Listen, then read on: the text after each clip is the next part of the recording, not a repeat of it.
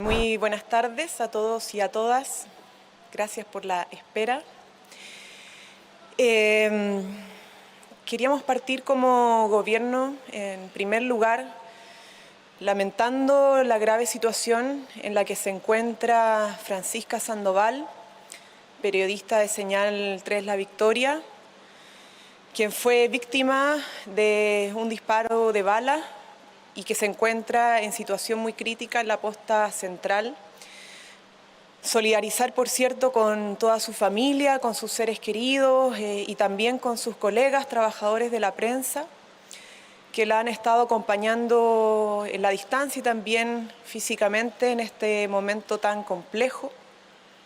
Lo que sucedió el día de ayer fue muy grave y por eso como gobierno queremos reiterar que vamos a perseguir a los culpables no solamente por la presentación de las querellas, sino que también nos estamos haciendo cargo de enfrentar la situación crítica que vive el barrio Meis. No es primera vez que tenemos que lamentar estos episodios de violencia y por eso la agenda de trabajo desplegada a cargo del subsecretario del Interior y también de nuestra delegada presidencial de la región metropolitana. Tenemos ahí una agenda de trabajo, hemos tenido más comité policial, se ha además exigido y solicitado una investigación interna a propósito de las imágenes que han estado circulando, que creemos que son hechos que se tienen que despejar.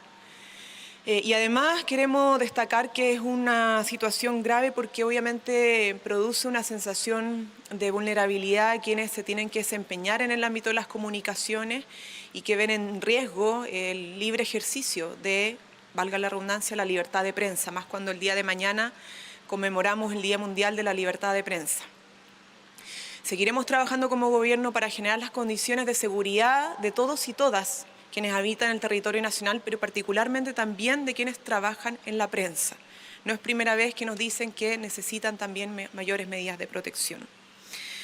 Junto con esto, queremos destacar que el día de ayer fue una jornada importante de movilización en el marco del Día Internacional de las y los trabajadores y por eso también queremos destacar el gran acuerdo que hemos alcanzado con la Central Unitaria de Trabajadores justamente para afrontar uno de los temas que inquietan a la población, que es el costo de la vida, que es la situación económica. Y por eso celebramos el día de hoy el ingreso del proyecto de salario mínimo, junto con el acuerdo que hemos alcanzado con las pymes para subsidiar transitoriamente esta alza que es histórica, es la principal alza dentro de los últimos 25 años del salario mínimo y los reajustes para poder apoyar también el costo de la vida de las y los trabajadores en materia de la canasta básica, porque el salario mínimo viene acompañado, ¿cierto?, del reajuste a aquello y de un alza y un apoyo mayor a la canasta básica. También el proyecto para estabilizar los precios de la parafina, que ingresa a través del Senado, lo mismo con el proyecto para el pago de la pensión alimenticia. Y junto con esto también algo que refuerza el Plan Chile Apoya, que es el proyecto para estabilizar lo que es el precio de la luz, la electricidad, que también sabemos que golpea fuertemente a las familias más vulnerables y de ingresos medios de nuestro país. Estamos trabajando intensamente y queremos reiterar, lo ha dicho el ministro de Hacienda, el ministro Jackson, el presidente de la República, nuestro ministro de Economía y nuestra ministra de Trabajo. Estamos trabajando día tras día para brindar mejores condiciones de seguridad, no solamente en las personas que transitan por la vía pública, ¿cierto?, que se exponen lamentablemente a hechos de violencia, sino que también la seguridad económica que tiene que ver con los ingresos de las familias para afrontar lo que está sucediendo en nuestro país. Tenemos también buenas noticias y además de estar trabajando intensamente en esto, también queremos señalar la buena noticia que tuvimos con el IMASEC, porque eso da cuenta de que nuestra economía está andando, hay índices de recuperación, pero obviamente no podemos descansar sobre eso, sino que más bien seguir fortaleciendo nuestra línea de trabajo por la recuperación económica, la incorporación inclusiva en el ámbito de la economía, la incorporación laboral y todas las medidas que de manera contingente podamos recurrir justamente para brindar mayores grados de seguridad, a la vez que seguimos avanzando en los cambios estructurales que como gobierno le hemos propuesto a la ciudadanía. Eso queríamos señalar el día de hoy, vuelvo a reiterar, con el lamentable hecho que vimos el día de ayer, sobre lo cual estamos trabajando, y el respeto obviamente a la situación dolorosa que está viviendo la familia. También destacar los avances que hemos estado teniendo en materia de diálogo social y político con y los trabajadores para justamente fortalecer nuestra agenda en materia de ingresos, en materia de crisis económicas y, por cierto, de seguridad. Preguntas. ¿Cómo está, ministra? Muy buenas tardes.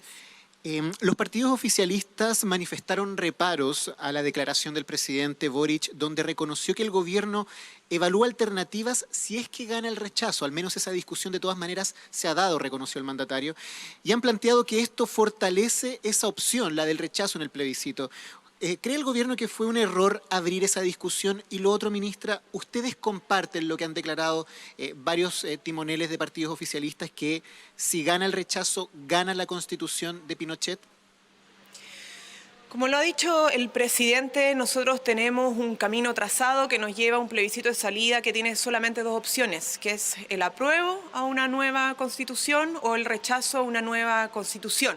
Y tenemos como gobierno sumamente claro, y así lo hemos conversado también con los partidos oficialistas, que tenemos que trabajar para generar igualdad de condiciones para que las distintas opciones se puedan desempeñar tanto en sus campañas como en los procesos de información al respecto. Aquí no hay segunda lectura, esos son las dos posibilidades únicas que existen, que se las da el plebiscito de salida y que fue algo que construimos además por acuerdo de mayorías en nuestro país.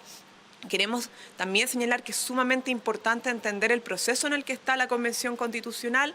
Todavía no se redacta el 100% del texto final, que va a ser por el cual la gente va a tener la opción de tomar posición en torno al rechazo o en torno al apruebo, y por lo tanto hay que también esperar ese proceso, ¿cierto?, para que luego se inicie la campaña y se fijen posiciones en conjunto de la ciudadanía al respecto. Nosotros vamos a trabajar, como le hemos dicho, y esto es importante reiterarlo, por generar todos los mecanismos de información, por dar garantías, por un adecuado uso más de los recursos públicos, como lo hemos señalado con el ministro secretario general de la Presidencia, como lo ha reiterado y siempre lo hace también la Contraloría General de la República. En eso somos y seremos sumamente responsables, más allá de que efectivamente nosotros... es conocido por todos y todas que lo que más queremos es que este proceso sea exitoso desde el punto de vista de dejar atrás el legado de la dictadura cívico-militar. Ministra, disculpe, solamente un detalle. Está claro que en el proceso, en la papeleta, al menos es apruebo o rechazo, no hay ninguna discusión sobre eso, pero le queríamos consultar puntualmente, ya que el gobierno de todas maneras está dando esa discusión al interior. ¿Fue una mala señal quizás reconocer que el tema está instalado, que se está dando de todas maneras, qué es lo que va a pasar al día siguiente del plebiscito si es que gana el rechazo? Insisto en lo que ha dicho el presidente de la República y quien ha sido sumamente claro. Las dos únicas opciones que están sobre la mesa es el apruebo o el rechazo, y eso va a estar determinado en lo que diga la ciudadanía el 4 de septiembre. ¿Aprueba una nueva constitución o rechaza una nueva constitución? Y en eso estamos abocados y eso es nuestro plan de trabajo, que es dar las garantías para que ese proceso se dé de manera transparente, de manera limpia, de manera democrática, con garantías para todos y todas. Buenas tardes, ministra. Buenas tardes. A partir de los hechos graves acontecidos en el día de ayer en el Estación Central, ¿cómo recoge las críticas del ex subsecretario Gali y el exministro Ossa respecto al voto en contra que realizaron cuando eran diputados el presidente y el Boric y el ministro Jackson en la idea de legislar el control de armas? La ley de control de armas ha sido una ley que tuvo un proceso legislativo largo, que tuvo distintas etapas, y queremos ser sumamente claros en esto. La mayoría de los artículos fueron aprobados por quienes hoy día además estamos asumiendo tareas de gobierno. Solo algunos artículos fueron rechazados que justamente tuvieron que además revisarse cuando se produjeron diferencias entre las cámaras en las comisiones mixtas respectivas. Yo quiero recordar incluso que en la última votación antes de que fuera ley, la ley de control de armas, tuvimos al la actual oposición, anterior oficialismo, rechazando el proyecto que salió de la comisión mixta. Entonces, creo que en esto hay que siempre precisar bien la información, porque cuando uno se queda con una parte de la historia a conveniencia, tiende a generar miradas sesgadas respecto a los procedimientos y los trámites legislativos. En esto, y cierro con esto, perdón, somos sumamente claros. Nosotros necesitamos fortalecer la política de control de armas y ha sido una posición de gobierno.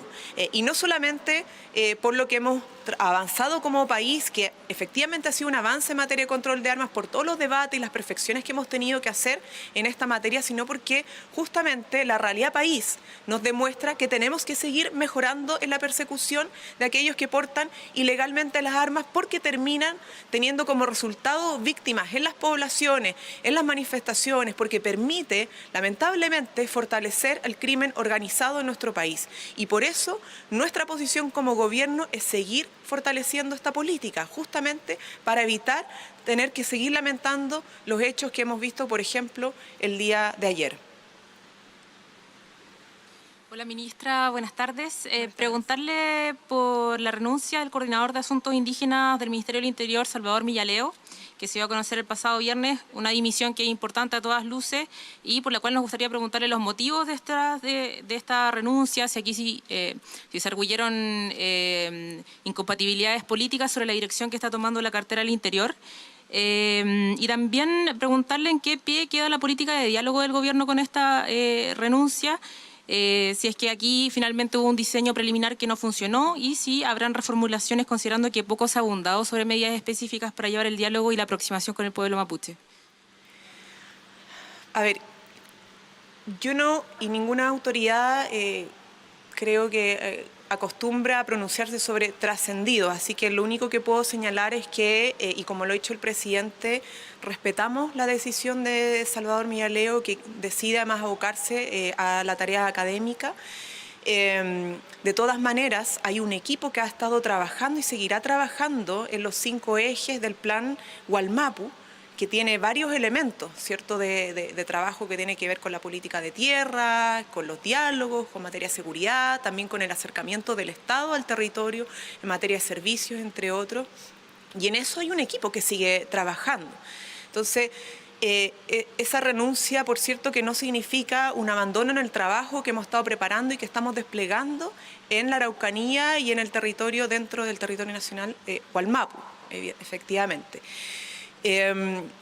Por lo tanto, como te decía, como gobierno y el Ministerio del Interior seguimos trabajando en esa dirección. La preparación de los diálogos con apoyo internacional, en la política de restitución de tierra, en la política más de seguridad para el territorio y en la política de acercamiento de servicio básico y de aproximación del Estado a un territorio que lamentablemente se ha sentido y se ha visto abandonado durante décadas. Hola, ministra, muy buenas tardes. Quería preguntarle a propósito de las últimas cifras que se han conocido de algunas encuestas. A juicio de ustedes, ¿en qué tiene que concentrarse hoy el gobierno para evitar seguir bajando, tener peores números finalmente? Bueno, nosotros seguir trabajando, que es lo que nos corresponde como gobierno. Hemos tenido el encuentro de gabinete que tuvimos la semana pasada, que ya sería el 4º encuentro, segundo desde que asumimos como mandato, ¿cierto?, como el Poder Ejecutivo. Hemos dado orientaciones de reforzar el trabajo, el despliegue en las regiones, de poder hacer que todas las políticas públicas que acordamos con los trabajadores, que acordamos con los parlamentarios, lleguen a las personas, y esa es nuestra principal tarea. Las encuestas las tomamos, las leemos, hacemos los procesos de autocrítica, pero lo principal acá es seguir trabajando por el país. Y esto es lo que hemos estado desplegando y lo que seguiremos haciendo. Obviamente, uno está sembrando y los frutos de esta siembra vamos a ir recogiéndolos y esperamos que sea lo más temprano que tarde, sobre todo pensando en el bien de las personas, porque hay urgencias que apremian a los ciudadanos y ciudadanas chilenas. ¿Alguna otra pregunta? ¿No? Bien. Muchas gracias.